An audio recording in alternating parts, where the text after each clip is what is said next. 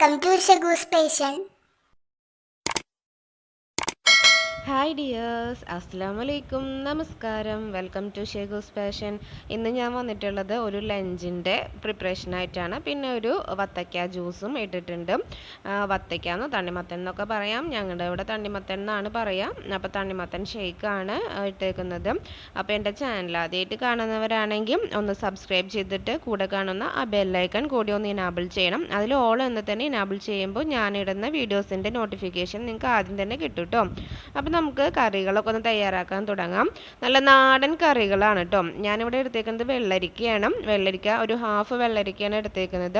അതായത് ഒരു 200 ഗ്രാമോളം ഉണ്ടാവും. പിന്നെ ഒരു 5-6 പച്ചമുളക് എടുത്തിട്ടുണ്ട്. ഇത് രണ്ടും കൂടിയിട്ട് കലത്തിലാണ് വെക്കുന്നത്. അതാണ് നല്ല ടേസ്റ്റ് കൊടുക്കുന്നത്. ഇതിലേക്ക് ആവശ്യത്തിന് 1 കപ്പ് വെള്ളം ഒഴിച്ചിട്ട് ആദ്യം ഒന്ന് നന്നായി വേവിച്ചെടുക്കണം ഈ വെള്ളരിക്കായ.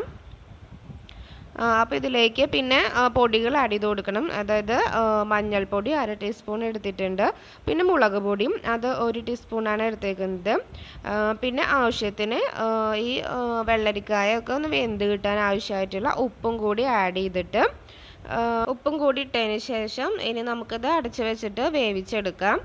ഇപ്പോൾ 1 ഗ്ലാസ് വെള്ളം മാത്രമാണ് ഒഴിച്ചു കൊടുത്തേക്കുന്നത് ഈ കഷ്ണങ്ങളൊക്കെ ഒന്ന് വെന്ത് കിട്ടാനായിട്ട്.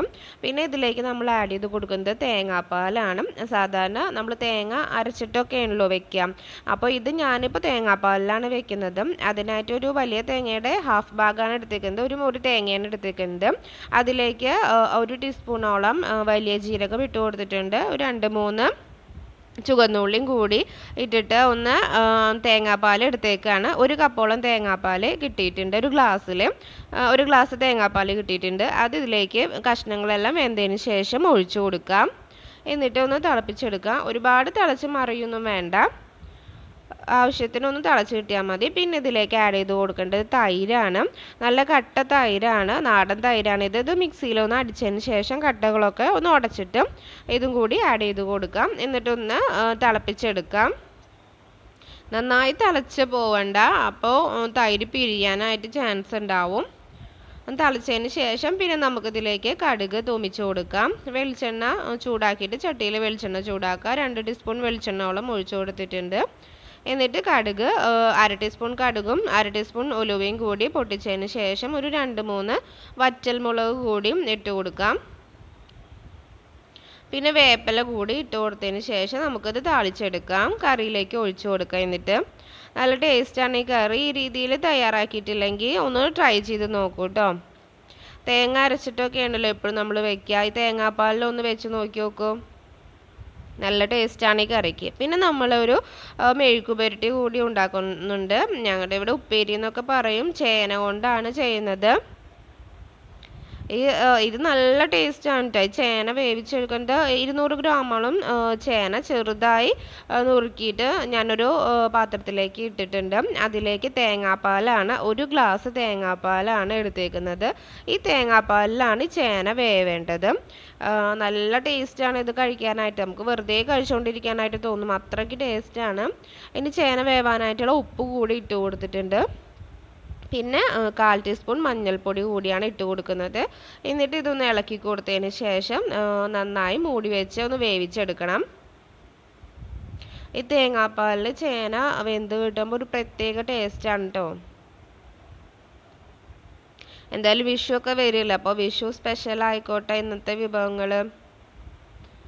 അപ്പോൾ ഇതാ ചേന വെന്ത് കിട്ടിയിട്ടുണ്ട്. വെള്ളമൊക്കെ തേങ്ങാപ്പാലൊക്കെ നന്നായി വറ്റി. ഇനി ഇത് തൂമിക്കാനായിട്ട് ഞാൻ എടുത്തേക്കുന്നത് ഒരു 8 അല്ലിയോളം ചുവന്നുള്ളി, പിന്നെ ഒരു 5-6 വറ്റൽമുളകും. ഇതെല്ലാം കൂടി മിക്സിയിൽ അടിച്ചെടുത്തേക്കാണ്. സെപ്പറേറ്റ് ആയിട്ട് ഞാൻ ആക്കി വെക്കാറൊന്നുമില്ല. നമുക്ക് എപ്പോഴും എളുപ്പപ്പണിയാണല്ലോ നല്ലത്. അപ്പം ഞാൻ ചുവന്നുള്ളിയും ചുവന്ന ഉണക്കമുളകും കൂടിയിട്ട് ഒരുമിച്ചാണ് മിക്സിയിൽ അടിച്ചെടുത്തത്. അങ്ങനെ ചെയ്താലും കുഴപ്പമൊന്നുമില്ല കേട്ടോ. വെളുത്തുള്ളി ഇതിൽ ആഡ് ചെയ്തിട്ടില്ല.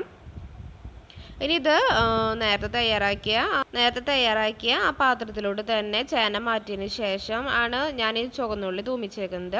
ഇനി ഇതിലേക്ക് ഒരു 1/4 ഭാഗത്തോളം തേങ്ങ ചിരകിയതാണ് എടുത്തേക്കുന്നത്. അതായത് 1 മുറി തേങ്ങയുടെ 1/4 ഭാഗമാണ് എടുത്തേക്കുന്നത്. അതും കൂടി നന്നായിട്ടൊന്ന് മൂപ്പിച്ചെടുക്കാം. തേങ്ങ വറുത്ത് കിട്ടുമൊന്നും വേണ്ട, ജസ്റ്റ് ഒന്ന് പച്ചമണം ഒന്ന് മാറിയാൽ മതി തേങ്ങയുടെ. അതിന് ശേഷം വേവിച്ച് വെച്ചിട്ടുള്ള ചേന ഇട്ട് കൊടുത്തിട്ട് നന്നായി ഇളക്കിയെടുക്കാം. അപ്പോൾ ഉപ്പിൻ്റെ കാര്യം നമ്മളൊന്ന് ശ്രദ്ധിക്കണം. ഉപ്പ് കുറവാണെങ്കിൽ ഈ ടൈമിൽ ആഡ് ചെയ്ത് കൊടുക്കാവുന്നതാണ്. ഇനി അതിന് ശേഷം മുകളിലായിട്ട് വെളിച്ചെണ്ണ 1 ടീസ്പൂണോളം, 1 ടീസ്പൂൺ 1/2 ടീസ്പൂൺ മാത്രം ഒന്ന് ഒഴിച്ചു കൊടുത്താൽ മതിയാവും. വേപ്പില ഉണ്ടെങ്കിൽ ഈ ടൈമിൽ വേപ്പില കൂടി ആഡ് ചെയ്ത് കൊടുക്കാം, ഇല്ലെങ്കിലും കുഴപ്പമൊന്നുമില്ല.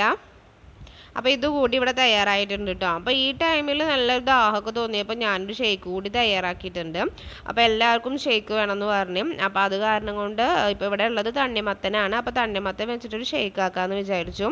അതിനായിട്ട് ഞാൻ തണ്ണിമത്തൻ ഒരു 250 ഗ്രാമോളമാണ് എടുത്തേക്കുന്നത്. അതിലേക്ക് നല്ല കട്ടയാക്കിയിട്ടുള്ള പാല്, ഫ്രീസറിൽ വെച്ചിട്ട് നല്ല കട്ടയാക്കിയിട്ടുള്ള പാലാണ് എടുത്തേക്കുന്നത്. അതിലേക്കൊരു 5 ടീസ്പൂണോളം പഞ്ചസാര ചേർത്ത് കൊടുത്തിട്ടുണ്ട്. നല്ല മധുരം ഉള്ള തണ്ണിമത്തനാണെങ്കിൽ 5 ടീസ്പൂണൊക്കെ ഷുഗർ മതിയാവും, അല്ലെങ്കിൽ കൂടുതൽ ആഡ് ചെയ്ത് കൊടുക്കണം കേട്ടോ. ഷുഗർ ഇട്ടതിന് ശേഷം പിന്നെ ഇതിലേക്ക് ഒരു 3 ഏലക്കായാണ് ഇട്ട് കൊടുത്തേക്കുന്നത്, ഒരു മണത്തിനൊക്കെ ആയിട്ട്. പിന്നെ ഞാനിതിലേക്ക് ഒരു 4-5 കശുവണ്ടി പരിപ്പും കൂടി വെള്ളത്തിലിട്ട് വെച്ചിട്ടുണ്ടായിരുന്നു, അതുകൂടി ആഡ് ചെയ്ത് കൊടുക്കുകയാണ്. നല്ലൊരു ടേസ്റ്റ് കൊടുക്കും ഇത്. അപ്പോൾ അതുകൂടി ഞാൻ അടിച്ചെടുത്തു. അപ്പോൾ ഷേക്ക് ഇവിടെ തയ്യാറായി. അപ്പോൾ ഞങ്ങൾ 4 ആളും കൂടി അത് കുടിച്ചു കേട്ടോ. അതിന് ശേഷം പിന്നെ എനിക്ക് ലഞ്ചിലേക്കായിട്ട് ഒരു കാര്യം കൂടി തയ്യാറാക്കാനായിട്ടുണ്ടായിരുന്നു, മീനും കൂടി പൊരിക്കാനായിട്ടുണ്ടായിരുന്നു. അപ്പോൾ ഇത്രയാണ് ഇന്നത്തെ ഒരു ലഞ്ച്. ഈ മീൻ എന്ന് പറയുന്നത് പുഴ മീനാണ്, കടൽ മീനല്ല, വാള എന്ന് പറയുന്ന ഒരു മീനാണ്. നല്ല ടേസ്റ്റാണ് കഴിക്കാനായിട്ട്. ഇത് ഞാൻ കായം പുരട്ടി വെച്ചിട്ടുള്ളതായിരുന്നു, മസാല ഒക്കെ പുരട്ടി വെച്ചതായിരുന്നു. അതിലേക്ക് ചുവന്നുള്ളിയും വെളുത്തുള്ളിയും ഇഞ്ചിയും പിന്നെ മുളക് പൊടി, മഞ്ഞൾപ്പൊടി, ജീരകം, വേപ്പില, പിന്നെ ഒരു മുട്ടയും കൂടി അരച്ചിട്ടാണ് ഈ കായം പട്ടി വെച്ചിരിക്കുന്നത്. ഈ രീതിയിൽ കായം പട്ടി വെക്കുമ്പോൾ നല്ല ടേസ്റ്റ് ആണ് കേട്ടോ. മീൻ പൊരിക്കാനായിട്ട് നമുക്ക് ഏത് മീനും ഇതേപോലെ കായം പട്ടിയിട്ട് പൊരിച്ചെടുക്കാവുന്നതാണ്. കായം പരട്ടി വെക്കുക എന്ന് പറഞ്ഞാൽ മസാല പൊട്ടി വെക്കുക. എന്നിട്ട് മസാല ഉപ്പൊക്കെ ചേർത്തിട്ട് വേണം കേട്ടോ മസാല പൊട്ടി വെക്കാനായിട്ട്. നല്ല ടേസ്റ്റാണ് കഴിക്കാനായിട്ട്. അങ്ങനെ ഒന്ന് തയ്യാറാക്കി നോക്കണം കേട്ടോ. എന്നിട്ട് ഇതാ ചീനച്ചട്ടി ചൂടാക്കി വെളിച്ചെണ്ണ ഒഴിച്ചതിന് ശേഷം മീൻ പൊരിച്ചെടുക്കുകയാണ്. അപ്പോൾ ഇന്നത്തെ ലഞ്ചിൻ്റെ പ്രിപ്പറേഷൻ ഇവിടെ കഴിഞ്ഞു. ഇതൊക്കെയാണ് ഇന്നത്തെ ലഞ്ച്. സിമ്പിളും നല്ല ടേസ്റ്റും കൂടിയിട്ടുള്ള ഒരു ലഞ്ച് പ്രിപ്പറേഷനാണ്. അപ്പോൾ വിഷുവൊക്കെ ആയത് കാരണം കൊണ്ട് ഇതേപോലെ ചേന വെച്ചിട്ടുള്ള മെഴുക്കുപുരട്ടിയും വെള്ളരിക്കായ തേങ്ങാപ്പാൽ വെച്ചിട്ടുള്ള കറിയൊക്കെ ഒന്ന് ട്രൈ ചെയ്ത് നോക്കാം. അതുപോലെ നമ്മുടെ വത്തക്ക ഷേക്കും നല്ല സൂപ്പർ ടേസ്റ്റ് ആയിരുന്നു, തണ്ണിമത്തൻ ഷേക്കും. അപ്പോൾ എൻ്റെ ചാനൽ സബ്സ്ക്രൈബ് ചെയ്യാത്തവരാണെങ്കിൽ ഒന്ന് സബ്സ്ക്രൈബ് ചെയ്യണം, ലൈക്ക് ചെയ്യാനും ഷെയർ ചെയ്യാനും കമൻറ്റ് ചെയ്യാനും മറന്നു പോകരുത്. താങ്ക്